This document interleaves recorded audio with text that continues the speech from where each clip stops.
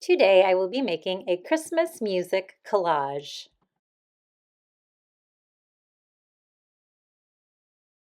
For this project, I am using some music printed off on a thicker piece of paper, watercolor paint, magazines, coloring sheets, and some fancy paper. I'm also using a little bit of acrylic paint. The first step, as you can see, is to add some color to your hymn that you chose or your song. I am adding some green watercolor. I kind of already splattered some water on my paper and now I'm just dropping in some paint. I can also add some more splatter by just brushing against my finger and letting the paint kind of splatter in every different way on my page. I'm not trying to cover up every inch of my paper. If there's some white showing through, I am okay with that, but I just want it to be kind of fun and interesting and have some color. I do like using watercolor on the background because you can see through to still see some of the music on the hymn sheet. Now, mine is printed out on watercolor paper, but even construction paper would work well for this project. I'm going to go ahead and continue doing this until I get my entire paper filled with color, or as much color as I want. I'm going to add a tiny bit of blue because blue and green go well together. I could also add a little bit of yellow.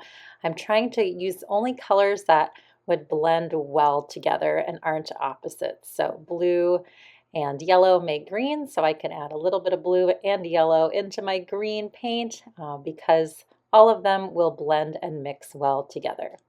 All right, while that's drying, I have printed off a coloring sheet. I wanted to do a candle on mine, and I don't have to use every little bit of my candle, but I'm gonna kind of pick and choose what I want. I'm using some calendar pages. This is a calendar that had a poinsettia picture, and I really like this nice, bright, vibrant red. So I'm going to rip some pieces from my calendar page, and you could use magazines, you could even use just bits of colored paper, scrapbook paper, whatever you can find, whatever you have laying around, and go ahead and find some colors that would work to color in your page. Now, you can use a coloring book sheet or you could just draw an outline of whatever you would like. But I'm using this and I'm going to go ahead and start filling it in with little bits of color. So I'm using red for my candles. So I'm just going to kind of start taking these little pieces that I ripped out and using them to color in my candle area that I want to use for my project. Now, I am not going to use every bit of this coloring sheet, like the berries. I'm not going to use the little pine pieces that are on here, so don't feel like you have to cover up everything. I'm not going to use the little glow part around the candle flame either, so I'm just going to add color to the things that I want to use for my project. I'm going to continue doing this until all of my areas are filled with little pieces of color. You can even play around with shades. So I want the top of my candle to be a lighter red, and I want the bottom of my candle to be a darker red. So don't be afraid to get a little bit fancy with the values too. I also want to give you the tip, if you have something that's white, like maybe you're doing an angel or you're doing a snowflake, instead of just finding white paper, it's kind of fun to find paper that has words. So like a paragraph from a magazine would be a perfect opportunity to use text in a white area. So don't be afraid to do that. You can also use something that maybe isn't the perfect color, but we can add a little paint on top of it to help make it a little bit more the correct color. So maybe the angel wings aren't as dark as you want them, so you could add a little bit of paint on top of whatever you find to kind of help guide it in that direction. So don't be afraid to kind of consider that for the future. So I'm going to continue doing this until I get all of my section filled in. So I'm going to keep ripping up pieces, and you can see I have filled in all of the things that I want to use for my coloring sheet. Okay, I'm going to add the other things in a different way. I'm going to go ahead and cut out my picture now. So this is where too you can kind of make adjustments on your outside edges if they weren't as nice as maybe what you wanted them to be. You can cut those and make them a little bit nicer and more neat. But I'm going to go ahead and cut all the way around my picture here that I have created. And that way I'll have some nice crisp edges, which will be perfect for adding to my hymn sheet once this is all cut out.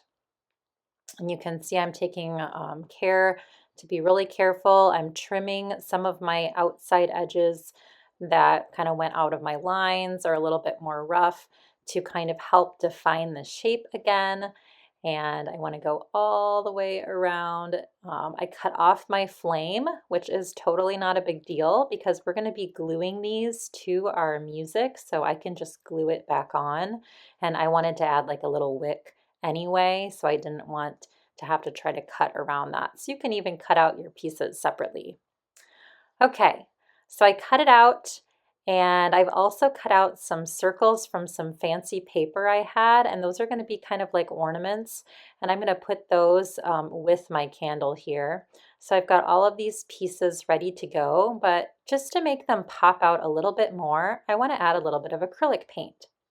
So I've got this green that's a little bit darker, and I just want to darken this area where my candle's going to go so that it'll be a little bit better to help it stand out. So if you have a section maybe where you're adding your image, you may want to darken right behind that section with a little bit of acrylic paint or even another coat of watercolor. I might kind of give the idea that there's some like pine or something like this behind my candles, so it doesn't have to be like perfectly defined, but I'm going to add these little like branch like things with acrylic that might make it look like there's some other greenery right behind where my candle is. So just kind of this blob over here where I want my collage part to go. And I'm just using, it's kind of like this sparkly green paint. This is acrylic paint, and I'm just adding a little bit here wherever I think will look nice. So maybe if you're doing a sky, you could add a little bit more dark or maybe a variety of color in the sky. Maybe you could add snow in the sky if you wanted before you add your collage in or after. It really doesn't matter. But I just wanted to kind of define this area first so that then I can just glue my stuff on top of it and I'm not having to paint around my design quite as much, although I'll do that some too. All right, I think that will look very nice. It just kind of helps make it a little bit more full right behind my candle. So I'm going to get ready to glue all of my pieces on my music. All right, I've glued my pieces on. Now I'm using a darker green acrylic paint, and I'm going to keep on adding some more pine branches, pine needles to my design. So I'm just going to use brown to make the center part of the pine needles, and I'm going to kind of figure out where I want those to go.